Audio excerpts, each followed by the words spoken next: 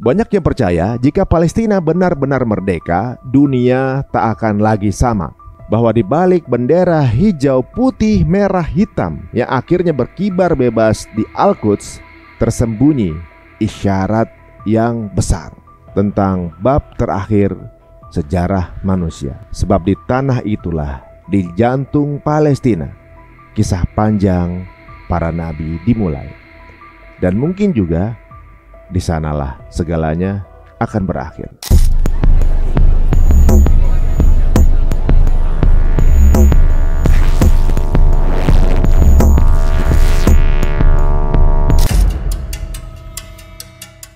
Palestina bukan sekadar wilayah. Ia adalah simbol dari keimanan dan juga perjuangan dan perlawanan terhadap kezaliman. Selama lebih dari 7 dekade, dunia menyaksikan pertumpahan darah yang tak berujung. Setiap genjatan senjata hanyalah jeda pendek di antara dua babak penderitaan. Tapi ada sesuatu yang berbeda dari konflik ini. Tidak seperti perang yang lain, yang berakhir dengan kemenangan atau kekalahan.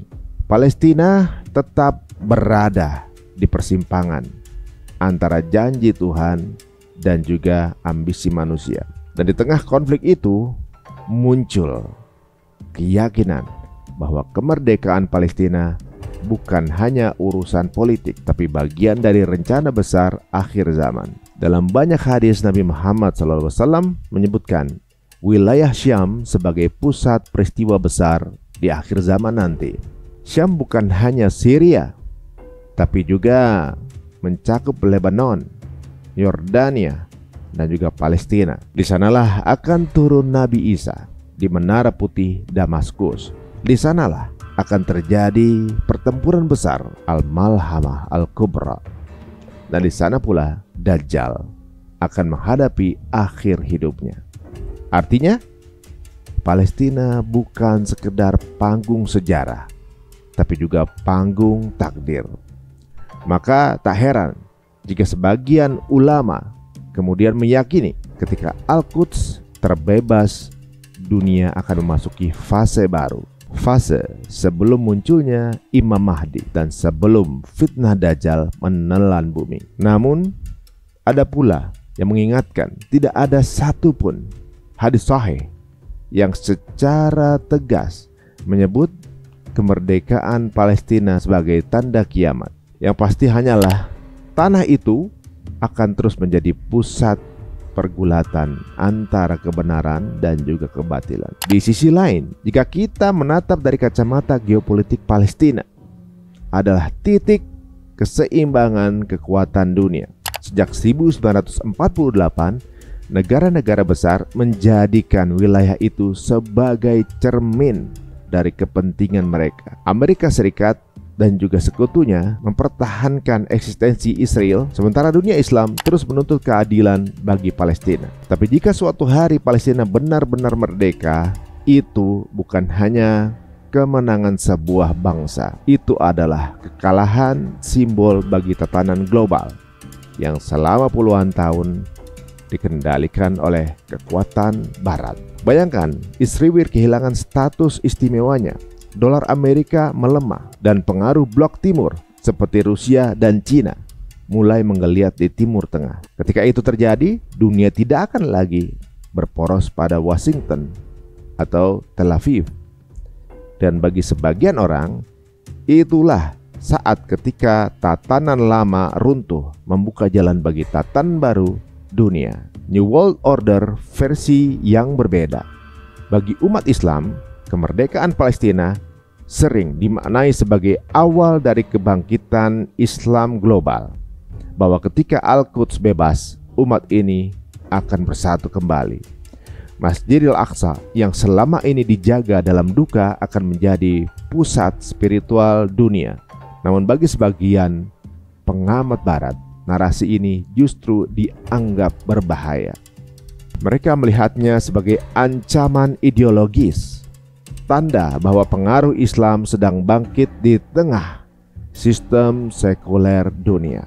Disinilah garis pertempuran tak kasat mata terbentuk antara mereka yang ingin pertahankan dominasi global berbasis ekonomi dan mereka yang percaya pada janji keadilan ilahi. Antara mereka yang bangun peradaban atas dasar kekuatan dan mereka yang menegakkannya atas dasar iman. Bagi sebagian orang beriman, Al-Quds bukan sekadar kota suci, ia adalah poros spiritual dunia. Dari sinilah para nabi pernah berpijak. Bagi kelompok konspiratif, simbol Al-Quds memiliki makna yang lain. Di sanalah benturan peradaban akan mencapai puncaknya. Ketika pengaruh Zionis global melemah, banyak yang percaya sistem ekonomi dunia berbasis bunga atau riba akan ikut goyah. Dan dari runtuhan itu, dunia akan mencari sistem baru, entah sistem keadilan atau sistem kendali total di bawah kekuatan tunggal global, yang oleh sebagian disebut sebagai fitnah Dajjal.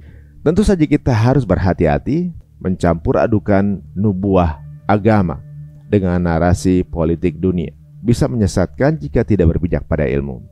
Tapi sulit juga menutup mata karena setiap perubahan besar di Timur Tengah selalu punya gema yang mengguncang dunia. Dulu kejatuhan Baghdad membuka jalan bagi kolonialisme modern. Lalu berdirinya Israel menandai lahirnya tatanan dunia pasca perang. Maka logik jika banyak yang bertanya, apakah kemerdekaan Palestina nanti akan menjadi akhir dari tatanan itu? Bagi kaum yang beriman, mungkin iya, tapi bukan dalam arti kehancuran dunia, melainkan kehancuran sistem yang menindas. Sebuah masa transisi menuju fase di mana keadilan mulai ditegakkan sebelum masa-masa paling gelap tiba.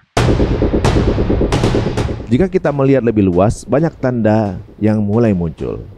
Ketegangan global antara blok barat dan blok timur, krisis ekonomi yang semakin parah, kemudian perubahan iklim ekstrim, dan konflik agama yang kian tajam.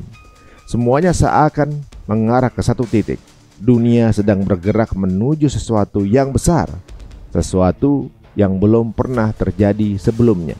Dan di tengah pusaran itu, Palestina tetap menjadi simbol perlawanan. Sebuah bangsa kecil yang menolak tunduk dan terus bertahan. Bahkan ketika dunia hampir melupakannya. Mungkin disitulah makna terdalamnya, bahwa selama masih ada yang berjuang untuk keadilan, tanda-tanda akhir zaman bukan hanya tentang kehancuran, tapi juga tentang ujian. Siapa yang tetap berpihak pada kebenaran dan siapa yang memilih diam. Jika suatu hari nanti Palestina benar-benar merdeka, mungkin dunia akan merayakannya sebagai kemenangan kemanusiaan. Tapi di balik perayaan itu, sebagian orang akan bertanya-tanya, apakah ini benar-benar akhir dari penderitaan?